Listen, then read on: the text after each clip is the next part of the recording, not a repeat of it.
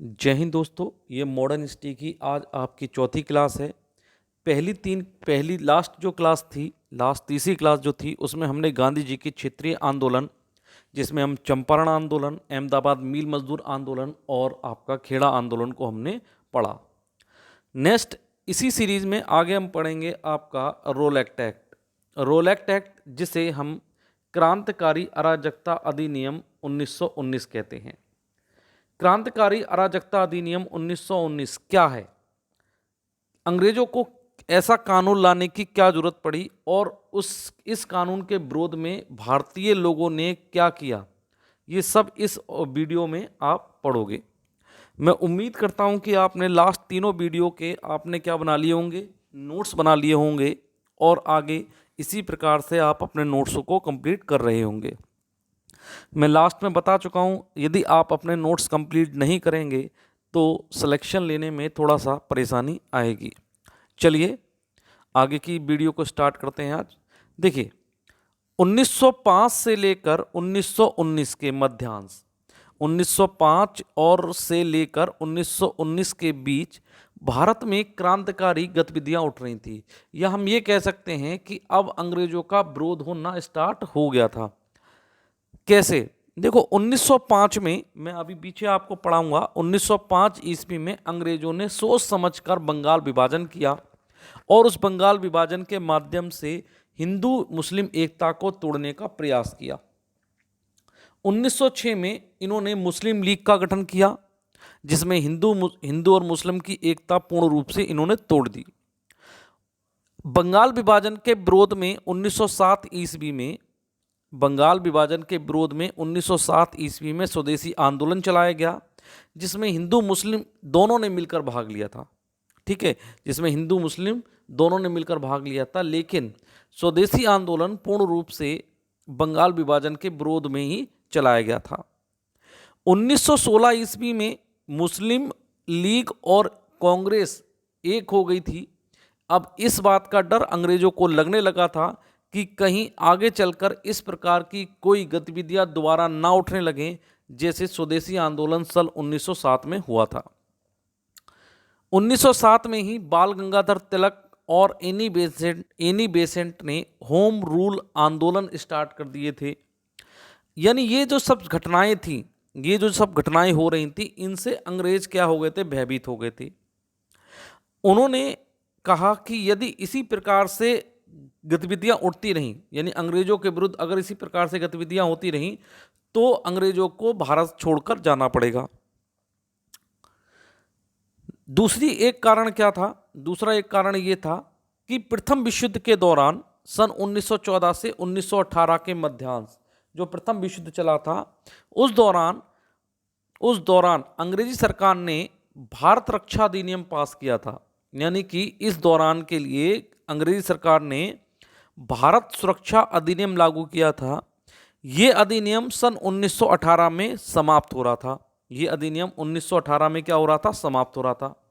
तो अंग्रेजी सरकार ने इसी प्रकार का एक अन्य अधिनियम लाने के लिए एक समिति का क्या किया, गठन किया। इस समिति के जो अध्यक्ष बनाए गए थे, उनका नाम था सर सिडनी रोलैक्ट, और इस कमेटी का नाम उन्हीं के नाम पर रखा गया, सर सिडनी रोलैक्ट कमेटी। तो हमें यही पढ़ना है, ये क्या था, रोलैक्ट एक्ट क्या था और इसका प्रभाव भारतीय लोगों पर क्या पड़ा। देखो, सर सिडनी रोलैक्ट, इस कमेटी का गठन 1918 में किया गया था। कमेटी का गठन 1918 में किया गया था, जबकि सर सिडनी रोलैक्ट की जो नियुक्ति कर दी गई थी वो 10 दिसंबर 1917 को ही कर दी गई थी। आगे मैं इसको वीडियो में आपको बताऊंगा क्या था। दोनों क्वेश्चन अलग अलग पूछे जाते हैं, हिस्ट्री हो चाहे पॉलिटी हो चाहे ज्योग्राफी हो चाहे इतिहास चाहे जीएस का कोई भी सब्जेक्ट हो, उनके शब्दों को नहीं समझोगे तो आप क्वेश्चन को गलत कराओगे। देखो, सर सिडनी रोलैक्ट की नियुक्ति की गई थी 10 दिसंबर 1917 को। सर सिडनी रोलैक्ट की अध्यक्षता में एक कमेटी का गठन किया गया था 1918 ईस्वी को। इसने अपनी रिपोर्ट सन 1919 में पेश की और यह एक 5 सदस्यीय समिति थी। ये क्या थी, एक 5 सदस्य समिति थी। इस समिति का अध्यक्ष मैंने जैसे पिछली बता चुका हूं सर सिडनी रोलेक्ट को बनाया गया था। और इस सर सिडनी रोलेक्ट कौन थे? ये इंग्लैंड में जो हाई कोर्ट था, इंग्लैंड हाई कोर्ट के न्यायाधीश थे। इंग्लैंड हाई कोर्ट के न्यायाधीश थे। और गठन के समय भारत का जो वायसराय था वो मॉन्टेग्यू चेम्सफोर्ड था। मॉन्टेग्यू चेम्सफोर्ड था। अब ये 5 सदस्य समिति थी। तो आपसे एक तो इंपॉर्टेंट क्वेश्चन पूछता है कि रोलेक्ट एक्ट बनाने के लिए किस समिति का गठन किया गया था? सर सिडनी रोलेक्ट का गठन किया गया था। सिडनी रोलेक्ट कौन थे? ये कौन थे? ये इंग्लैंड के हाई कोर्ट के क्या थे? न्यायाधीश थे। सिडनी रोलेक्ट एक्ट कमेटी के गठन के समय भारत का वायसराय कौन था? मॉन्टेग्यू चेम्सफोर्ड था। अब आपसे क्वेश्चन पूछेगा सिडनी रोलेक्ट कमेटी कितने सदस्य थी? 5 सदस्य थी, जिसमें एक सर सिडनी रोलेक्ट थे और 4 अन्य सदस्य थे। तो मोस्ट इंपॉर्टेंट आपसे पूछता है सिडनी रोलेक्ट एक्ट कमेटी में भारतीय व्यक्ति कौन थे? 2 भारतीय व्यक्ति थे। एक का नाम था कुमार स्वामी शास्त्री। कुमार स्वामी शास्त्री जो मद्रास हाई कोर्ट के क्या थे? जज थे। और प्रशांत चंद्र मित्र ये आपके कलकत्ता हाई कोर्ट के वकील थे। इन दोनों के बारे में आपसे आपके जो समीक्षा अधिकारी का पेपर हुआ था 17 में, उसमें आपसे पूछा गया था सर सिडनी रोलेक्ट एक्ट के अंदर निम्नलिखित में से किस भारतीय व्यक्ति को सम्मिलित किया गया था? तो 2 भारतीय व्यक्ति थे। एक थे कुमार स्वामी शास्त्री जो मद्रास हाई कोर्ट के जज थे, और एक थे प्रशांत चंद्र मित्र ये जो थे आपके कलकत्ता हाई कोर्ट के वकील थे। इन्होंने अपनी रिपोर्ट पेश की। इन पांचों लोगों ने मिलकर अपनी एक रिपोर्ट बनाई और रिपोर्ट में ये कहा कि हम शक के आधार पर किसी भी भारतीय व्यक्ति को गिरफ्तार करेंगे और उस पर हम क्या चलाएंगे? मुकदमा चलाएंगे। यानी शक के आधार पर किसी भी भारतीय व्यक्ति को गिरफ्तार किया जा सकता था और क्या किया जा सकता था? उसी व्यक्ति पर क्या चलाया जा सकता था? मुकदमा भी चलाया जा सकता था। यानी कि केवल शक के आधार पर व्यक्ति को गिरफ्तार कर लिया जाएगा। अच्छा, जैसे कि मैंने आपको बताया कि समिति का गठन किया था 1918 में, लेकिन इस समिति का गठन करने के लिए सर सिडनी रोलेक्ट की नियुक्ति की गई थी 10 दिसंबर 1917 को। ब्रिटिश संसद में सर सिडनी रोलेक्ट ने जो रिपोर्ट बनाई थी उस रिपोर्ट को ब्रिटिश संसद में 15 अप्रैल सन 1918 को पेश किया गया और 15 अप्रैल 1918 को ही पास कर दिया गया। 2017 के आपके समीक्षा अधिकारी के पेपर में पूछा जा चुका है सर सिडनी रोलेक्ट एक्ट द्वारा पेश की गई रिपोर्ट को जो ब्रिटिश संसद ने पास की थी, भारतीय संसद से कब पास की गई थी?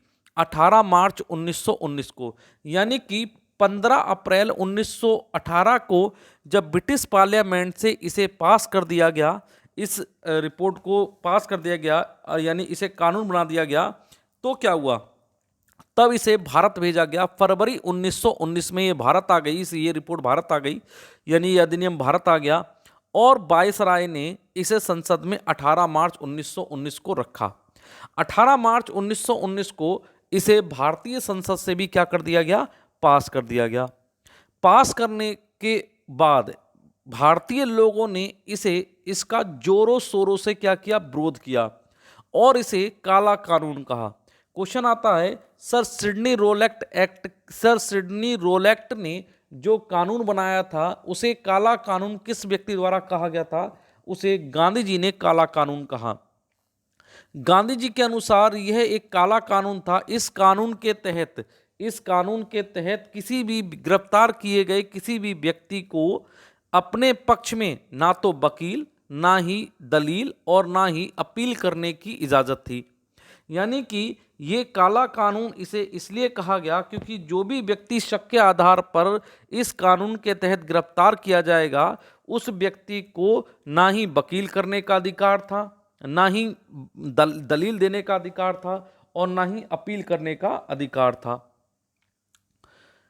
इस कानून के विरोध में गांधी जी ने एक सत्याग्रह शुरू करने का निर्णय ले लिया। गांधी ने कहा कि अगर अंग्रेजी सरकार ने ये कानून वापस नहीं लिया तो वह एक सत्याग्रह शुरू करेंगे। और इस सत्याग्रह को जन जन तक फैलाने के लिए गांधी जी पंजाब से हरियाणा जा रहे थे।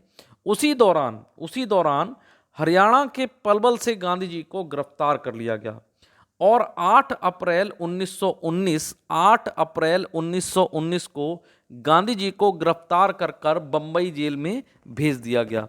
आप समझना, आपसे क्वेश्चन कहाँ कहाँ पूछेगा, देखना। आपसे पूछेगा कि बताइए निम्नलिखित में से किस व्यक्ति ने रोलेक्ट एक्ट को काला कानून कहा था। गांधी जी ने इसे काला कानून कहा। काला कानून इसे क्यों कहा?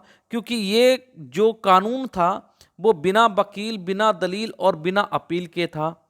गिरफ्तार किए गए व्यक्ति को शक के आधार पर गिरफ्तार किए गए व्यक्ति को किसी भी प्रकार की कोई भी सुविधा प्रदान अंग्रेजी सरकार द्वारा नहीं की जा रही थी, इसलिए गांधी जी ने इसे काला कानून कहा। सिडनी रोल एक्ट, दूसरा क्वेश्चन बनेगा important. Sir Sidney Rowlatt Act के लिए सर सिडनी रोल एक्ट को कब नियुक्त किया गया था? 10 दिसंबर 1917 को। ब्रिटिश पार्लियामेंट से रोल एक्ट कब पारित हुआ था? 15 अप्रैल 1918 को। भारतीय संसद से रोलेक्ट एक्ट को यानी क्रांतिकारी अराजकता अधिनियम को कब पारित किया गया था? ये पास किया गया था 18 मार्च 1919 को। और लागू होने पर भारतीय जनता ने इसका जोर शोर से विरोध किया था। आगे इसी रोलेक्ट एक्ट के बाद कौन सी घटना हुई थी? वो हुई थी जलियांवाला बाग हत्याकांड। वो भी आज ही मैं आपको इसकी वीडियो प्रोवाइड करा दूंगा। देखिए, अगर आपको वीडियो अच्छी लगे प्लीज़ चैनल को सब्सक्राइब करें, मुझे फॉलो कर लें फेसबुक और इंस्टाग्राम पर। ये जो मैं आपको वीडियो प्रोवाइड करवा रहा हूँ ये सफिशेंट है आपके पीसीएस के प्रीलिम्स एग्जाम्स के लिए। ये सफिशेंट है समीक्षा अधिकारी आरओ और एआरओ के लिए। ये आपके सीजीएल, सीपीओ, सीडीएस, आपके यूपीएससी, आपके यूपीएसआई, लेखपाल, आपके रेलवे, बैंक हो गया, आपके सुपर टेट, एफसीआई, आपके आईबी के एग्ज़ाम, सुपर टेट के एग्ज़ाम में और अदर वनडे एग्ज़ाम्स के लिए सफिशेंट डेटा है। अगर आप इस डेटा के बाद मैं आपको एमसीक्यू कराऊंगा, इसके एमसीक्यू यानी कि मल्टीपल जो चॉइस क्वेश्चन होते हैं, वैकल्पिक क्वेश्चन होते हैं, मैं इनकी आपको टेस्ट सीरीज कराऊंगा। टोटल 1 पार्ट आपका जब खत्म हो जाएगा ये मॉडर्न हिस्ट्री का, तब मैं आपको टोटली 600 क्वेश्चन या 700 क्वेश्चन, लगभग 1000 क्वेश्चन आपके मैं वैकल्पिक क्वेश्चन कराऊंगा। इसी प्रकार मेरे चैनल के साथ आप बने रहो और प्लीज़ सब्सक्राइब करो और इस वीडियो को ज़्यादा से ज़्यादा क्या करो, शेयर करो। Thank you.